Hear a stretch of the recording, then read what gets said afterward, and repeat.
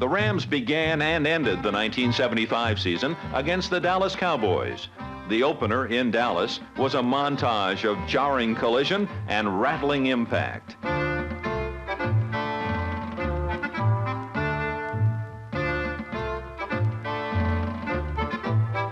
In the end, the surprisingly strong Cowboys took victory, 18-7. 15 weeks later, Rams fans sat in saddened silence as Dallas once again charged to victory.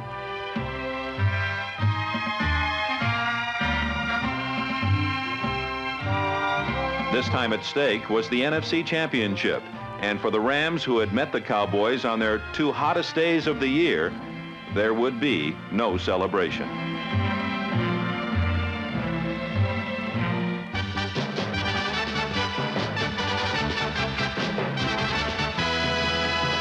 Despite the season's premature ending, both the Los Angeles players and their great fans enjoyed the fruits of a sensational year. Shaking off the effects of their opening day loss, the Rams stormed the city by the bay and shivered and shocked the 49ers offense.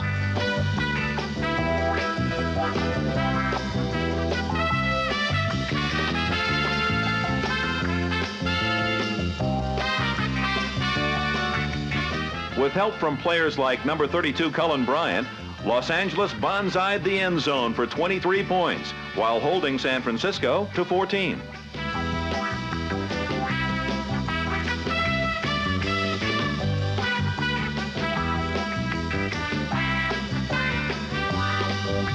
The winning had begun, and no one contributed more than the special teams and Tom Dempsey, whose 3 field goals included a club record-tying 51-yarder.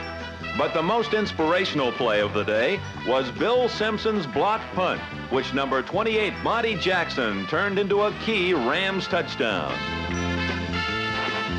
It was symbolic of the hell-bent-for-leather heads-up play of special team members, like punter Dwayne Carroll, who kicking coach Ed Alsman watched improve as the season progressed. The bomb squad was a hurtling band of movers and shakers. Men like Mike Fanning, Rick Kay, Jim Youngblood, Al Cowlings, Steve Priest, Willie McGee, Bob DeMarco, and Dennis Hara were all dedicated to making the hat trick in the West a reality. Sunshine and gentle breezes welcomed the Rams to their home opener. The California lifestyle, relaxed and at times a bit unconventional, made game day a spectacle. In town were the Baltimore Colts, the second of 3 playoff teams on the Los Angeles schedule. The blue and gold defense, which would finish the season as the second best in the NFC, was mean and miserly. On offense, Lawrence McCutcheon streaked across the sun-drenched field for 2 touchdowns and a 24-13 Los Angeles victory.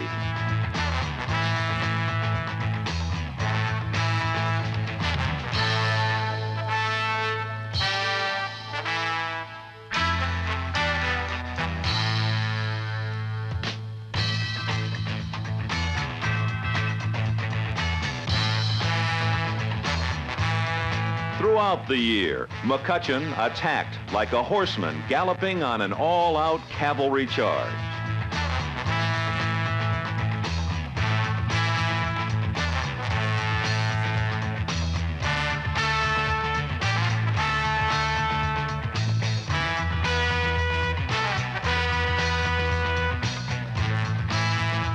McCutcheon's 911 yards rushing fell just short of a 3rd consecutive 1,000-yard season and helped keep the Rams' hat trick in the West always within reach.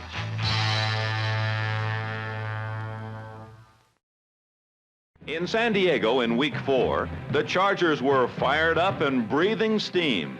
For most of the game, the Ram offense was stymied, but they finally put one payoff drive together. Quarterback James Harris' score tied the game at 10 at the end of regulation time. In sudden death, Tom Dempsey watched anxiously as tight end Bob Klein rumbled downfield like a one-man barroom brawl.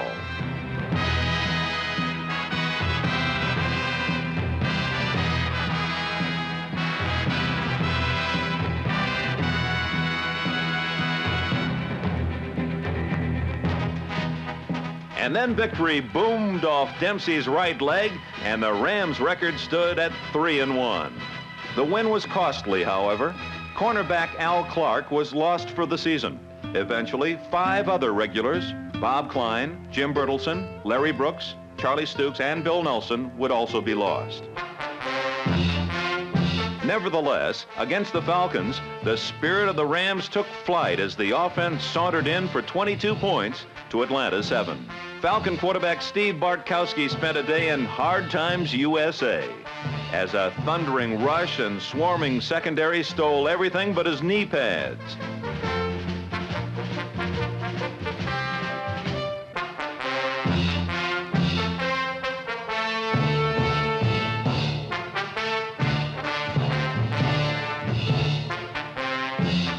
The secondary was led throughout the season by canny Dave Elmendorf, number 42, a strong safety with a penchant for contact.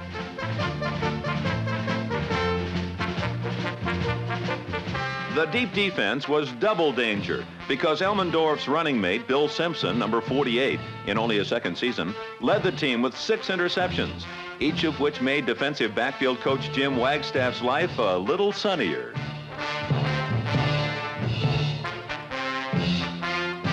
At left corner, Eddie McMillan made life a little rougher for would-be sweepers.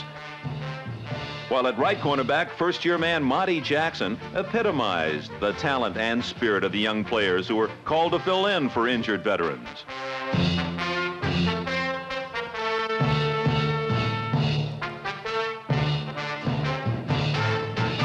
In the season's 6th week, the New Orleans Saints were in Los Angeles and found themselves on the downside of a 38-14 score.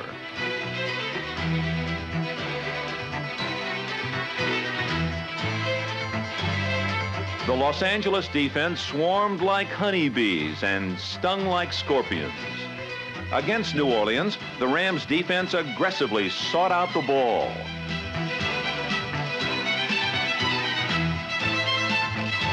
This alert aggressiveness was a trait that brought a 3rd straight division title ever closer throughout the year.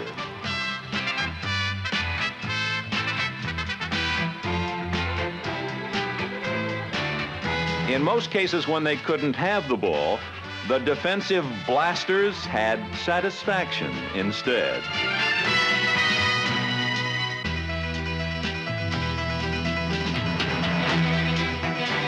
On defense, no one enjoyed detonating people more than Coach Tom Catlin's linebackers. Number 36, Ken Getty's credo was hard and clean and ultra mean. Jack Hacksaw Reynolds' boyish grin belied the futility of going up the middle against number 64. For number 58, outside linebacker Isaiah Robertson, the high point of the season came in Philadelphia on a Monday night in Week 7.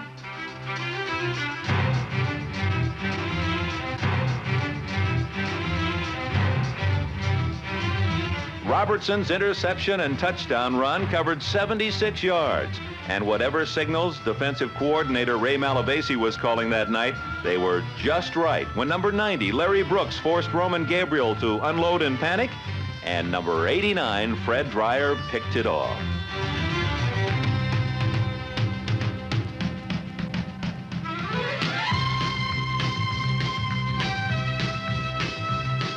Then the dam broke as James Harris connected with Jack Snow to put the game out of the Eagles' reach.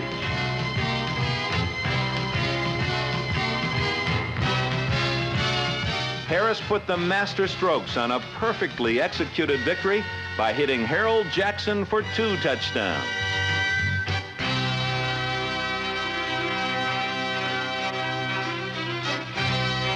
The final score of 42-3 gave the win-streaking Rams a 6-1 record, and for the 3rd year in a row, it looked like the division crown was going to fit. Back home in Los Angeles in Week 8, the Rams ran into problems. Despite John Cappelletti's touchdown burst, the 49ers eked out a last-minute 24-23 win.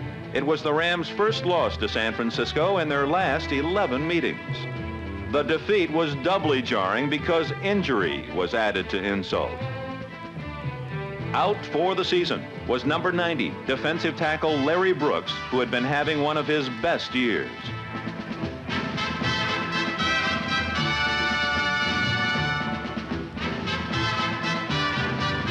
The loss of Brooks was severe, but replacing him was a young dynamo of destruction named Cody Jones, number 76. In only his second year, Jones seems destined to be a high flyer. On the front wall, Jones had expert tutoring from Jack Youngblood, number 85. Winner of numerous awards and loved by the fans, the All-Pro was the Defensive Player of the Year in the NFC.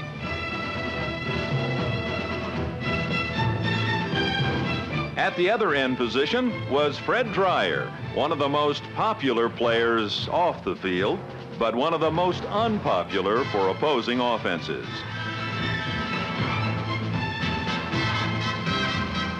Immovable in the middle was Merlin Olsen, number 74, everybody's all-time, all-everything. In his 14th season, he shone with the brilliance of a Pacific sunset.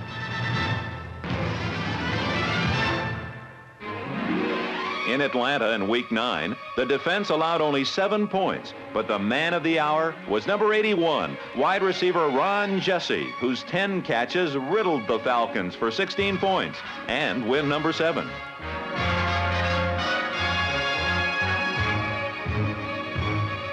Throughout the year, Ron Jesse burned people with his searing speed and pleased receiver coach Lehman Bennett with his soft hands and fluid grace.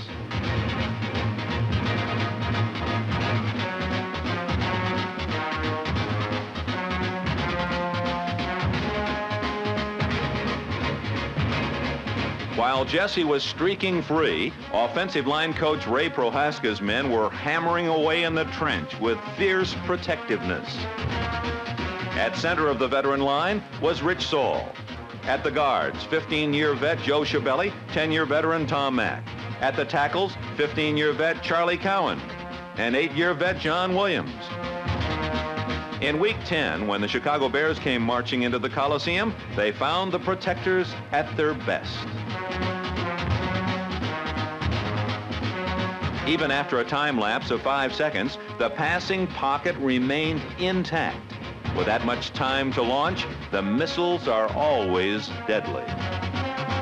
Lawrence McCutcheon and John Capoletti sliced through corridors of man-made daylight to seal a 38-10 win, which left offensive coordinator Ken Meyer feeling proud.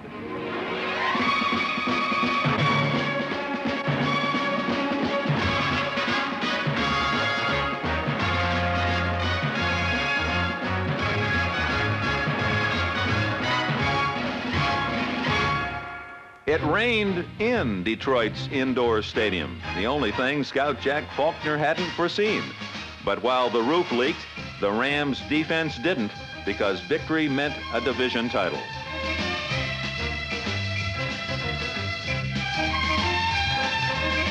It was that kind of a game. And even the Los Angeles offense meted out a barrage of physical punishment. Especially pleasing to running back coach Elijah Pitts was Jim Bertelson's all-around performance. Number 45 was the epitome of the complete ball player as he gouged out tough yardage on the ground and came right back as a receiver.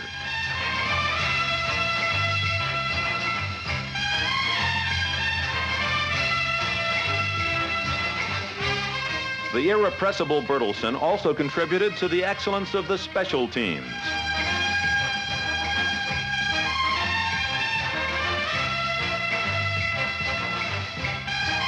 As if all this weren't enough, on this play, his alert blocking disrupted the safety blitz, helped put Harold Jackson in the end zone.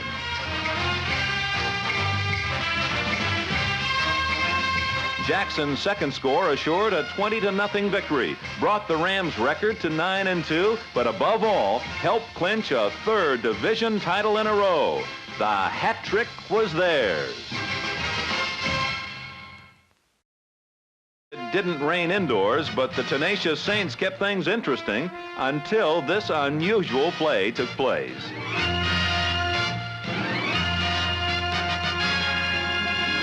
The bounding ball was finally picked up by number 57, Jim Peterson. Urged along by number 49, Rod Perry, who delivered a cataclysmic crackback block, Peterson lumbered 67 yards to give the Rams a narrow 14-7 win.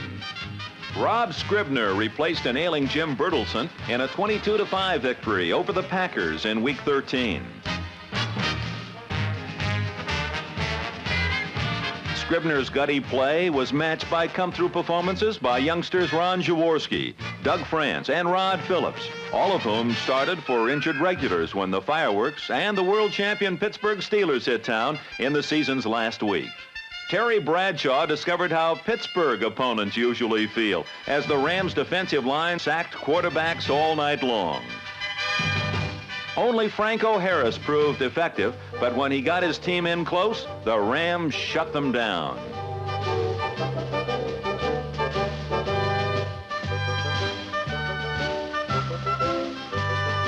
The game was tense and hard-fought right to the end when, with the score tied at 3, the Rams engineered a picture-perfect 12-play drive.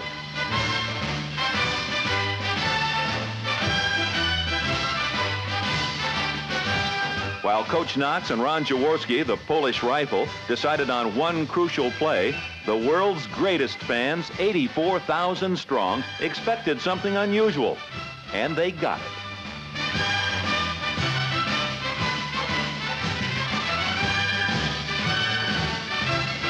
With a 10-3 victory over the world champion Steelers, a 12-2 season, and a third division title behind them, the Rams were now confident that in the playoffs, the Cardinals would be in trouble.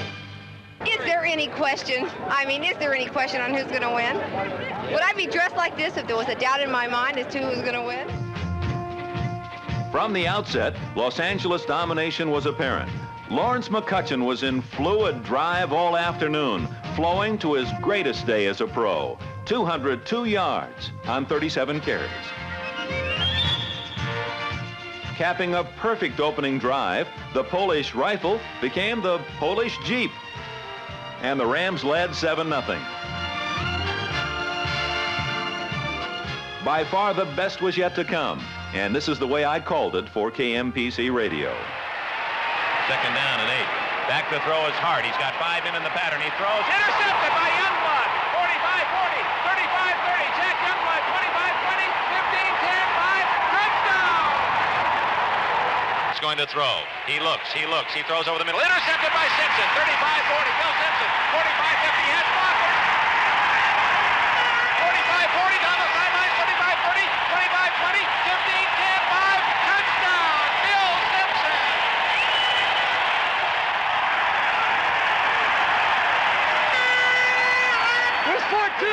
Hey, 4-2! Hey, maybe now they'll let somebody on that secondary make our own draft. Come here! Come on! Come on! Come on, boy! Get out here! Get out here! Fan that thing around here. The best in the league. Right here. Right here. Yeah. And there's only about 10 years experience between all of us. That's right. I got half of those. And he's got half of that. Before they knew what hit them, the Cardinals trailed 21-0.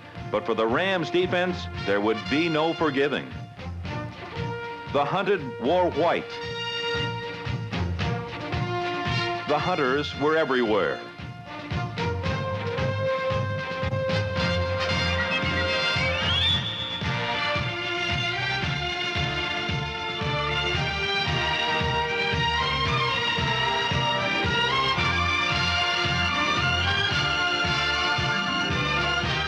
When the defense was finished exploding hand grenades, the offense brought on the bomb.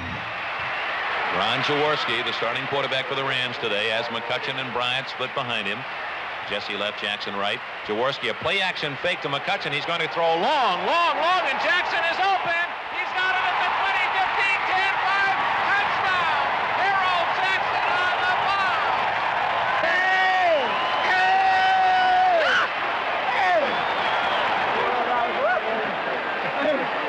I've seen that thing come out like today. It's all over. Where they go, man. Oh, that's the way to grab that baby. Oh, hey. Hey, Ron, you was over. I thought that took a come up. I said, it's all over. Hey, it was over. Man, that's all. But unfortunately for the Cardinals, that wasn't all. A Ron Jaworski pass to tight end Terry Nelson had the Rams knocking again. And when you're hot, you're hot. Jaworski under center spins. He gives it to McCutcheon. He's up the middle at the 10. He's at the 5. He's hit hard. The ball loose. Fumbled. Yes, he's got it. He's in the end zone for a touchdown.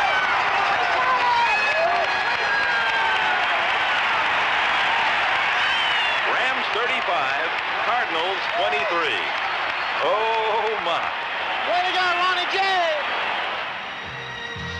For the last 3 seasons, the Rams have proved to be the best in the NFC West. In 1975, they did it with a great offense and a defense that gave up the second lowest amount of points ever in a 14-game schedule. And they did it with a coach whose record equals the best in the NFL, 34 wins, 8 losses over the last 3 years.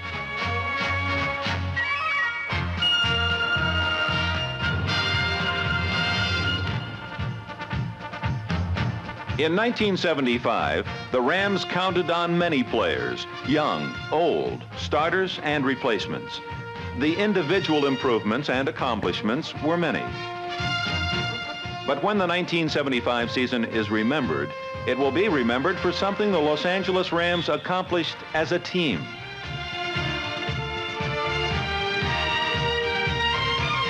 '75 will stand as a symbol of a consistent winning attitude.